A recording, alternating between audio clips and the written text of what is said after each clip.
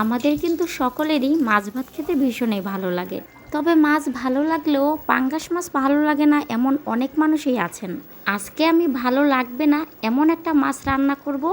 রান্না করার পরে একদম ভালো লাগতেই হবে এমনভাবে রান্না করব। পাঙ্গাস মাছ, তারপর আবার কিন্তু সাথে আছে মূলা। দুইটাই কিন্তু অনেকেরই অনেক বেশি অপছন্দের।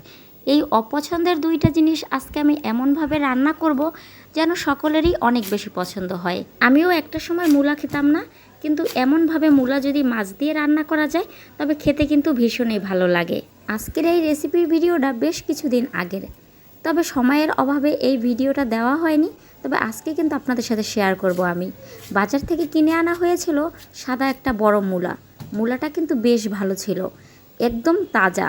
প্রথমে মূলাটা কিন্তু ছোট ছোট টুকরা করে ভালোভাবে ছিলে গোল গোল করে কিন্তু কেটে নিলাম। এরপর 2-3 বার পানি বদল করে ভালোভাবে ধুয়ে নিলাম, পানি ঝরাতে দিয়ে রাখলাম একটা ঝুড়িতে। এরপর আমি পাঙ্গাস মাছটা আগে থেকে ভালোভাবে ধুয়ে রেখেছিলাম। একটু কুসুম গরম পানি আর লেবু দিয়ে কিন্তু পাঙ্গাস মাছ ধুয়ে নেবেন, তাহলে কোনো রকমেরই গন্ধ আসবে না। এরপর হলুদ আর লবণ দিয়ে মাছটা ভালোভাবে মেখে নিলাম। তারপর কড়াইতে কিন্তু তেল দিয়ে দিলাম, সরিষার তেল। গরম হওয়ার সাথে সাথে মাছগুলো ভাজতে দিয়ে দিলাম। ওই একই বলের মধ্যে কিন্তু মূলাগুলোও দিয়ে দিলাম, হলুদ আর লবণ দিয়ে মেখে নিলাম। মূলাগুলোও ভালোভাবে কিন্তু আমি ভেজে নেব। এরকম গোল গোল করে কেটে নিলে মূলা ভেজে খেতে কিন্তু বেশ লাগে। চিংড়ি মাছ দিয়েও এভাবে খেতে কিন্তু দারুণ লাগবে। পাঙ্গাস মাছ ভাজা কিন্তু আমার হয়ে গেল। ভালোভাবে এপাশ ওপাশ কিন্তু আমি পাঙ্গাস মাছগুলো ভেজে নিলাম। এরপর কিন্তু ওই একই কড়াইতে কিন্তু মূলাগুলো সব দিয়ে দেব ভাজার জন্য। মূলা ভাজার সময় চুলার আঁচটা কিন্তু একটু লোতে রাখবেন, না হলে এক পাশ একদম পুড়ে যাবে আর এক পাশ কিন্তু হবে না। চুলার আঁচটা একটু মিডিয়ামে রাখলে ভালোভাবে কিন্তু ভাজা হয়ে যাবে। আমি দেখেন এভাবে কিন্তু উল্টে পাল্টে ভেজে নিলাম সব মূলাগুলো। মূলা ভাজা হয়ে গেল, এখন কিন্তু মশলা দেওয়ার পালা। কি মশলা রেডি করলাম চলেন সেগুলো আপনাদের সাথে শেয়ার করি।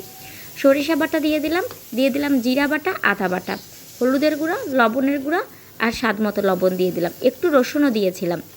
এখন সব মশলাগুলো কিন্তু একদম মিশিয়ে নিতে হবে। এভাবে মশলা মিশিয়ে নিলে রান্না করতে কিন্তু বেশ ভালো হয়। ওই কড়াইতেই কিন্তু আরেকটু সরিষার তেল দিয়ে দিলাম। তারপর কাঁচা মরিচ আর পেঁয়াজ একটু ভেজে নিলাম। যখন একটু হালকা ভাজা ভাজা হয়ে যাবে, মাখানো যে মশলাটা সেটা দিয়ে দিলাম। এখন মশলাটা ভালো করে কষিয়ে নিতে হবে। মশলাটা যত ভালোভাবে কষাবেন তত কিন্তু খেতে মজা লাগবে। মশলা যখনই ভালোভাবে কষানো হয়ে যাবে, ভেজে রাখা মূলাগুলো দিয়ে দেবেন। মূলাগুলো মশলার সাথে এপাশ ওপাশ করে ভালোভাবে কিন্তু কষিয়ে নিলাম। এরপর কিন্তু একটু ঝোল দিয়ে দিলাম। এখন মূলাটা ভালোভাবে সেদ্ধ হয়ে যাবে। মূলাটা যখনই ভালোভাবে সেদ্ধ হয়ে যাবে, ভাজা মাছগুলো দিয়ে দিলাম। 2 মিনিট রাখলেই কিন্তু হয়ে যাবে। তারপর কিন্তু ধনিয়া পাতা ছড়িয়ে দিলাম। ধনিয়া পাতা দেওয়ার পর ঠিক 1 মিনিট চুলায় রাখবো। এরপর চুলাটা বন্ধ করে দেবো। ব্যাস আমার রেডি হয়ে গেল মূলা দিয়ে পাঙ্গাস মাছ রান্না করা। কেমন লাগলো অবশ্যই কিন্তু কমেন্ট করে জানাবেন।